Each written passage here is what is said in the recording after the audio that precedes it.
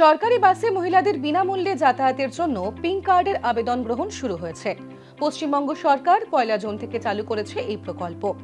এই প্রকল্পের সুবিধা পেতে হলে প্রয়োজন হবে পিঙ্ক কার্ডের।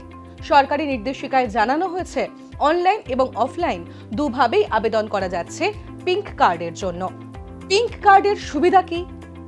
পিঙ্ক কার্ড থাকলে মহিলারা স্বল্প দূরত্বের এবং দূরপাল্লার সরকারি বাসে বিনামূল্যে যাতায়াত করতে পারবেন। অর্থাৎ দীঘা ও দার্জিলিং এর মতো দূরবর্তী গন্তব্যের বাসও এর আওতায় রয়েছে।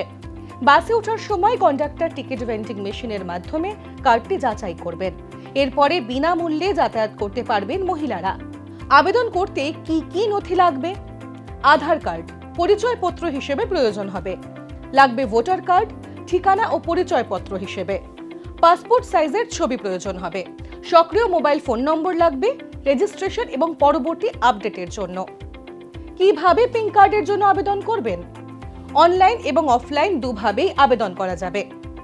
অনলাইনে আবেদন করবেন কিভাবে? পশ্চিমবঙ্গ সরকারের সরকারি ওয়েবসাইট wb.gov.in এ গিয়ে হোম পেজে থাকা পিঙ্ক কার্ডের অপশনে ক্লিক করতে হবে। এই অপশন থাকতে পারে স্কিমস অপশনের ভিতরেও। নিজের নাম ও মোবাইল ফোন নম্বর দিয়ে অ্যাকাউন্ট তৈরি করতে হবে।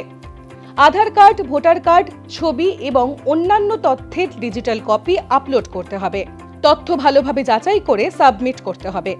পরিবহন দপ্তরের আধিকারিকরা তথ্য যাচাই করবেন।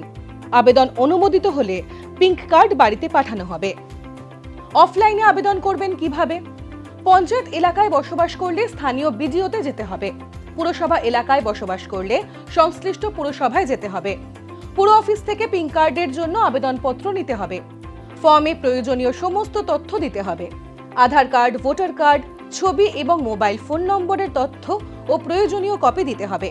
এরপরে ওই আবেদনপত্রটি জমা দিতে হবে।